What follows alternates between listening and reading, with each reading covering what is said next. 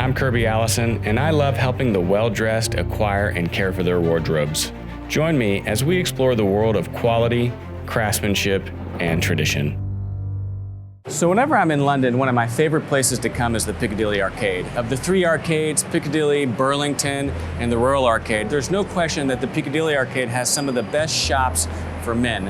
And whenever I'm here, I love to stop by and say hello to some of my friends and to see what they're doing new, because even in these shops that have been here for over 100 years, they're always rediscovering and inventing incredible things that are fun to see. So the first place I always visit to whenever I'm in the Piccadilly Arcade is Bud's Shirtmaker. They've been here forever and are particularly well known for their white tie and black tie accoutrements. So let's go in and say hi.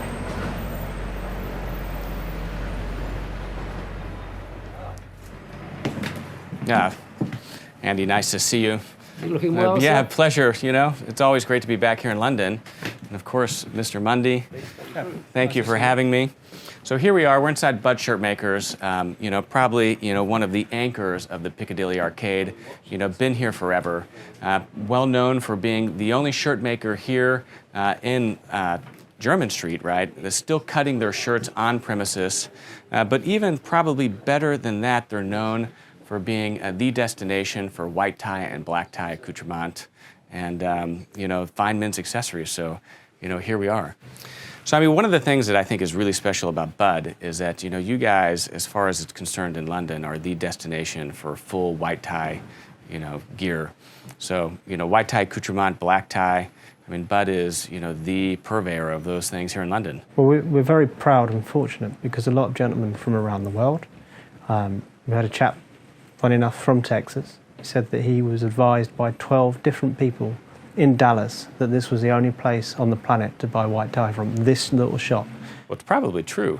I mean, thereabouts. I mean, you always hear the story of the American that's in London and ends up being invited to some white tie event at Buckingham Palace and brings his tuxedo only to realize that he won't be allowed in the door.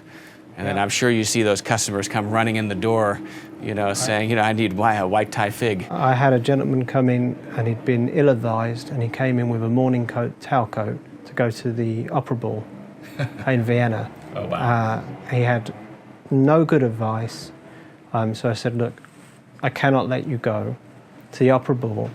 First time he was going, we need to get you kitted out. You need to go and see one of a number of tailors and get a towel coat suitable for white tie. Yeah. We see that an awful lot, white and black tie. Yeah, and one of the things that was told to me by a good friend of mine is that even if you have to hire your tails, having your own collar and your own proper white tie, self-tie bow tie, and shirt, really can take that ensemble and elevate it above everyone else in the room. It does, and it also makes you a lot more comfortable. Absolutely.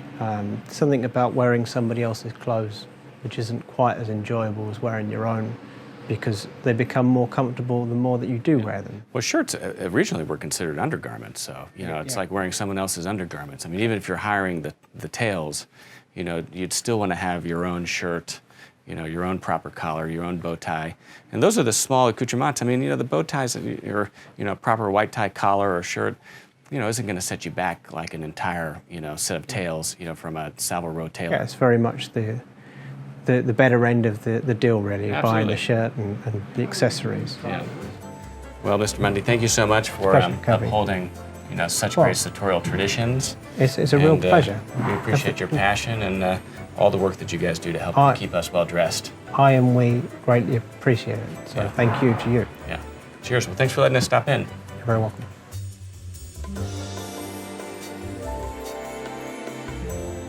So as we walk down the arcade, next we get to Swaine, Adeney, Brigg. Now, Swaine, Adeney for the longest time was located on St. James, and they specialized in bridles and other bridal leather goods like hard briefcases and other weekender bags. They're exceptionally well known for that. But then they teamed up with Brigg, which was an umbrella maker, and now they do, of course, bridal leather goods, umbrellas, and as you can see, they're expanding also into hats that they're going to begin making on premises. So if you're looking for a traditional English bridal leather wallet, weekend bag, or briefcase, there's few better places in London than Swaine, Adeney, Brigg. Now, right across the way, we have one of my favorite shops that actually isn't traditionally English. It's from Paris, Jean Rousseau. Now, Jean Rousseau is particularly well known for their bespoke watch straps and other small bespoke leather goods. And one of the things that really differentiates them is their incredible palette of colors, but that they're able to make their watch straps with quick releases so that you can switch out your bands very quickly. As you all know, I love my Chopard perpetual calendar, but I have 3 or 4 different watch straps that Jean Rousseau's made that I switch out as I travel to fit the outfit I'm wearing. Let's continue down and I'll show you some of the other incredible shops we have here at the Piccadilly Arcade. Next we have Benson Clegg. The company branched out into a large range of menswear accessories such as neckwear, buttons, badges, and cufflinks. But today I'm excited to catch up with my friend Oliver Cross, head cutter at Benson Clegg, who is working to reinvigorate their historic bespoke tailoring heritage. So in 1937, when Benson Clegg flew the nest from Hawes and Curtis and set up their club lounge on their own, they wanted somewhere where their customers could relax. They created a club lounge shop on Berry Street, just around the corner. We moved here in the 60s, late 60s, early 70s.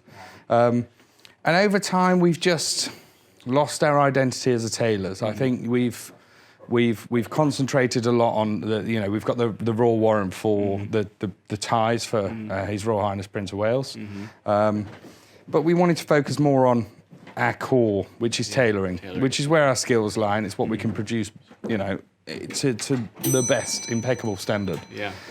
So we wanted to create this lounging atmosphere where we could have customers come in, greet their friend, me, the cutter, of course, and we can chew the fat, chat away, and catch up, talk about family, and So you'll still have all the accoutrement downstairs. I mean, of course, Indeed, the ties and cufflinks and socks and patches that everyone knows you guys for.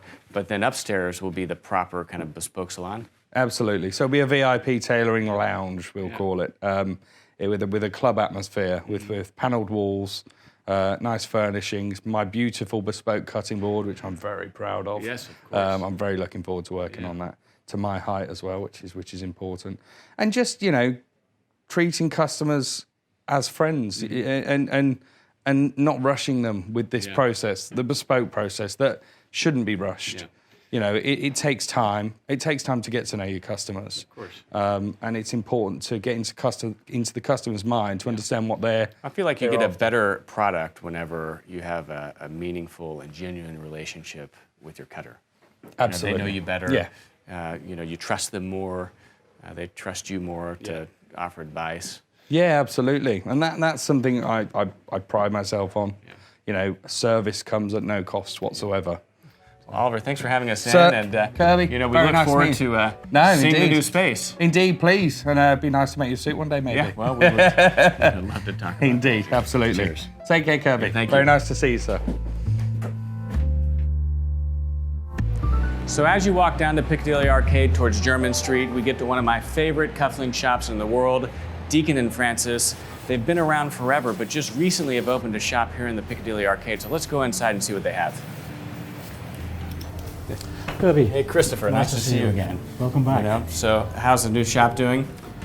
Perpetually well, I'm happy to say. Amazing. All really good. Well, it's great to kind of see the entire collection in one place. I mean, you guys have such a wide range of cufflinks, and to see it all assembled in this one shop in the Piccadilly Arcade is really, quite exceptional. It's kind of you to say so. In fact, we do have around about 1,000 pairs here. Unbelievable. But if you go up to the factory in Birmingham and see over the 233 years we've been making them, we have actually over 5,000 different designs of cufflink. Really? Okay. So are you guys constantly reaching back into the archive and kind of pulling things out to reintroduce them? All the time. We actually use and are reusing some of the dyes from the 19th century to make cufflinks today. I can show you some that we are doing. Oh, that'd be great. Yeah, well, what do we have that's new? Good. Let me get some things to show you. Thank you. There we are. I've got a few for you to see because they really show the from and to of what we're up to. Mm-hmm. Everyone thinks, again, because we're this ancient company, not just me, but the company, that we do only classic pieces. Mm-hmm. And we do, the most amazing classic enamel work, for example. Yeah. And these are made from steel die, stamped in silver. Mm-hmm. And the enamel is proper molten glass fusing to the silver. Okay. It's not a paint or a spray. Okay. And we have 3 amazing ladies who do all the enameling work in the factory. So that's a lovely, good classic. Beautiful. On a chain, which is nice. Yep. We were learning about that over at at Bud Shirtmakers. At your local tailor, Yes. yeah, absolutely. It's personal choice whether you have a chain or on a hinged bar. Being the older generation that I am, I prefer the look of the double side. It may mean you have to be a bit more patient in the morning, or like me, you put them on the night before, which solves that problem. But you were saying earlier that that you guys can do any of your cufflinks in either. Yeah, we do, absolutely. And also you can change the colour. We have over 107 different colours to play with on enamel. Okay, so if someone comes in and says, I really like this style, but can you do, instead of the blue, red? Absolutely. You guys can basically do that made to we order. can. We only have problem with the EU, for who knows how much longer. They have funny laws regarding some of the enamelling powders we use, because they have chemicals like lead or in them. So occasionally they suddenly will ban certain glass powders and we can no longer do pink for a while. But there we are, small challenges. That's the EU for you. Yeah, absolutely. So those are in silver. We do some a little more funky ones. Not everyone's taste, but these are just happen to be great fun. They actually have a little battery inside, which you can change, obviously. Great fun. Yeah, I mean, that's what's fun about what you guys do. I mean, you have the incredible kind of heritage pieces that you guys have been doing for a long time, but you guys have also certainly kind of reinvented yourselves and are doing, certainly much more kind of modern, Fun ones. kind of fun, quirky cufflinks that, you kind of still see today. I don't know, we actually are a 7-generation-owned family business, still under the Deakin family, and they're two brothers at the moment, actually. Okay. There they are. Okay. Henry Right, on the yeah. left, James on the right. All right. Henry on the left is he's a clever one. He's the managing director, so Okay. he's good with figures. James on the right is slightly more inventive and creative, and he's the crazy one who comes up with all the design work for us. What else do we have here? These, I rather think, are real boys' toy. These are really good models of a sawn-off shotgun. Okay. They're made of an alloy, not a precious metal, but treated like one, so plated in rhodium, rose gold and silver. And they have a great, so the shotguns actually break. There are little cartridges waiting to go. Look at that. They don't So fire proper yet. shooting, yeah, that would be great to Yet. see if we could. Did you pick up on the yet? We're working on that one. That's fascinating. This was, near to my heart. This would go well in Do you Texas. shoot yourself? Of course, Silly question. Okay. So this is, that's great. So you guys, certainly have, I mean, this is base metal with plating. How much would something like this run? These are just over £300 sterling. Yeah. And then going to the enamel. The classics, 250. Okay. And then something all the way to, this incredible piece in 24 or 18 karat. All our 18-carat ones vary between about 2,800 to 5,000, depending on the complexity. Yes. And these are just under 3. Yeah, that's beautiful. But the blue is I fantastic. mean, proper heirloom pieces, aren't they? Very much so. Do you see cufflinks coming back in from family members that are needing a chain repaired or something? We are starting to. And because the shop is quite new, people are still finding us, and that's great fun. So before this, how would someone have found Deakin Francis? Just through other retail stores or We jewelers? used to make our living by being the brand behind the brand. Okay. So we used to make cufflinks uniquely for Cartier or Asprey and Tiffany. We used to make a huge amount of Ralph Lauren cufflinks. And independent jewelers around the world would choose what they liked from our 5,000 selection. Yeah, wow. And what about this piece? This is another beautiful one.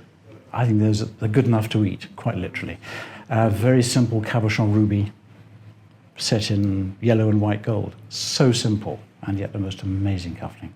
I really enjoy a proper, set of jeweled cufflinks. I mean, the enamel is nice and, they're great to have, or even, not cufflinks. Yeah. I feel like every gentleman, over his lifetime should acquire at least a few sets of, real proper jewelry. Imagine that word few isn't quite expansive enough. Yes, well, many, but at least a few. Yeah, but, I mean, a gentleman has so few opportunities to really kind of embellish, his wardrobe with jewelry. I mean, because, there's really not much seen. I mean, your wedding band, your watch, maybe a beautiful watch chain like you have.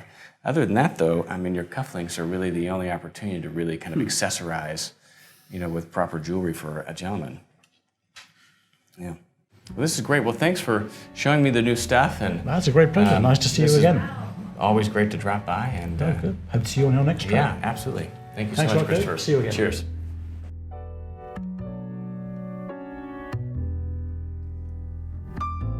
So as we approach the end of the Piccadilly Arcade and we come up against Jermyn Street, we arrive at New in Lingwood, who occupies both sides of this side of the arcade. They're particularly famous for their absolutely incredible silk dressing gowns that you can find in London, and also as having supplied the old Etonian boys with their uniforms for years. New in Lingwood has two locations, the one here on Jermyn Street and their original location in Eden. Their location here on Jermyn Street is known for being a full-service haberdashery and for their selection of silk dressing gowns. And the house quickly established itself as the premier supplier of both scholars and masters of Eton College. New in Lingwood really caps Piccadilly Arcade's southern end and offers a beautiful facade as one enters one of the most historic menswear arcades in all of London. So here we are at the end of our Piccadilly Arcade. Of course, at the bottom of the arcade, we come out upon Jermyn Street, which in and of itself is another subject for a walking tour. And of course, we come to the statue of Beau Brummel, whom many consider to be the father of modern day menswear.